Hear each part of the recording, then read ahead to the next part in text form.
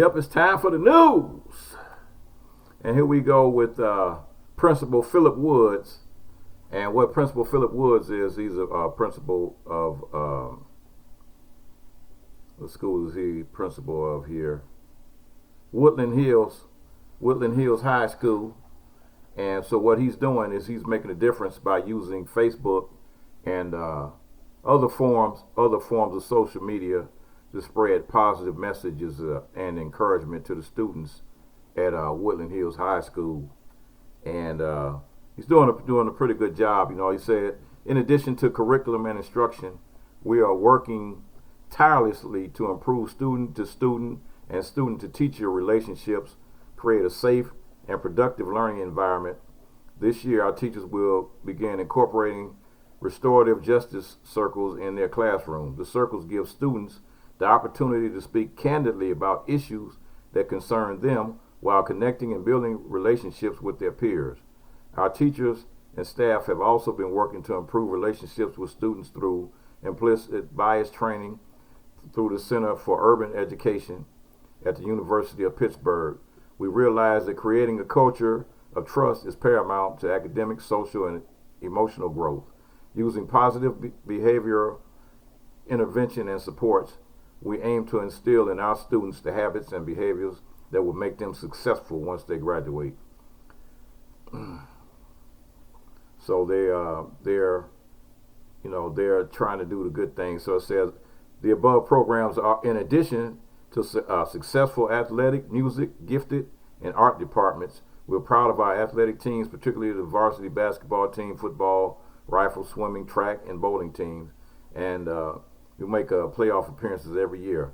Our music department, home to the 228 Gene Kelly nominations and 110 Gene Kelly awards, and our gifted department, who consistently places in the hometown IQ competition, Science Bowl, and Science Olympiad.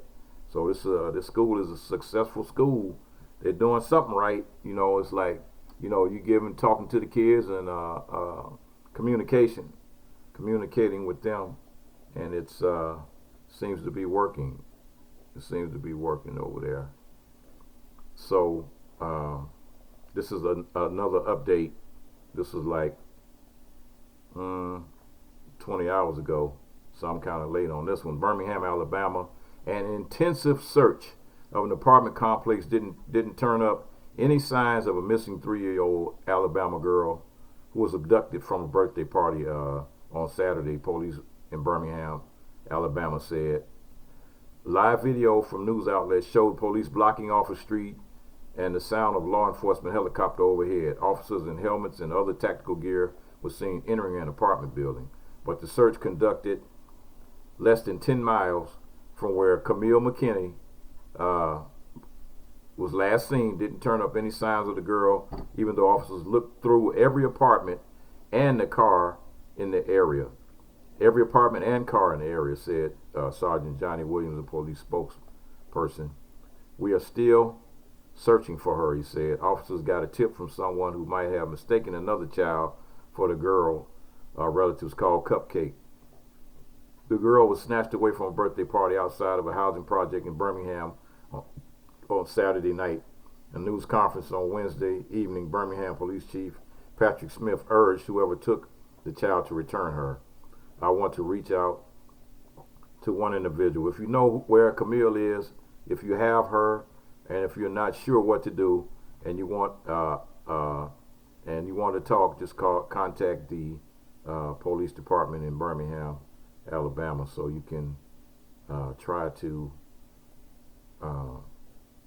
do the right thing there, and try to, this little girl needs to come home. She needs to come home. Bring this baby home, and trying to get this picture to full screen. We're trying to get this picture again so you can see her picture, and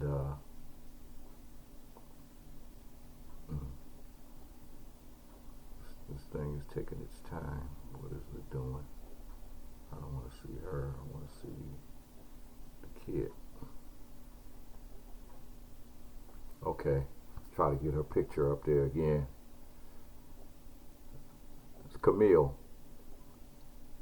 That's KAMILLE McKinney, and she's still missing.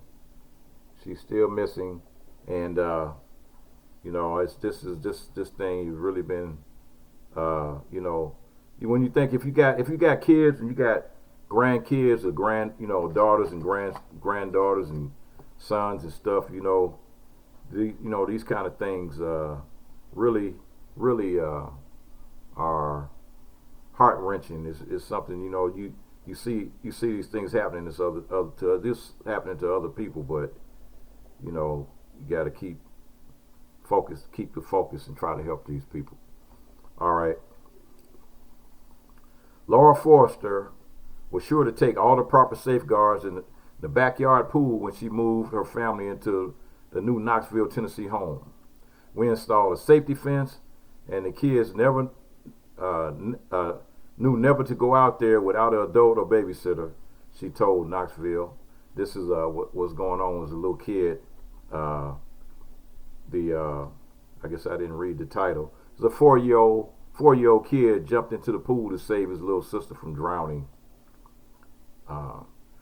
But despite her best efforts, her 2-year-old daughter, Andy, got around the security measures. She fell into the pool while her mother's back was turned and struggled to stay afloat. Luckily, her brother Gray, then 4 years old, was there to save her. He jumped in.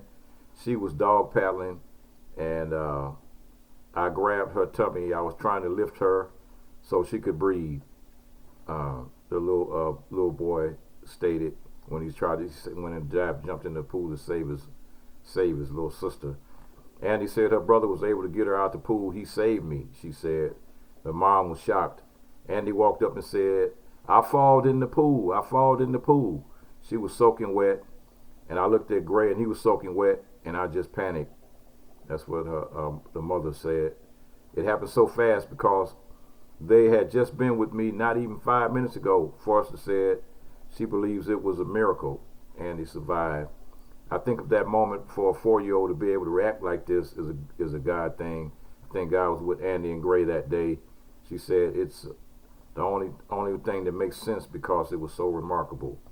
Forrester said when they had first moved into the home, it was right around the Olympic skier Bodie Miller and his wife Morgan lost their daughter in a similar drowning incident and made her even more cautious.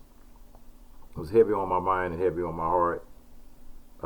We had hammered it in their heads that they are never to go out there without a grown-up.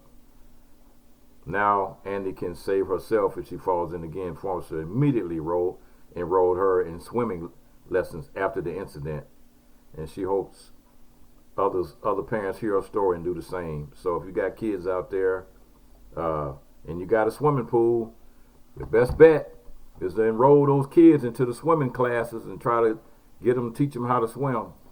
Teach them how to swim so you don't have to worry about them falling in the pool, you know, or sneaking into and diving into the pool. They see that water out there, they want to go out there and play in it, but you know, it's kind of a temptation. It's a temptation for a kid. They want to go out there and play in the pool. They had so much fun before, and so if you're not around, they're gonna jump in. So what can you do? It's a kid.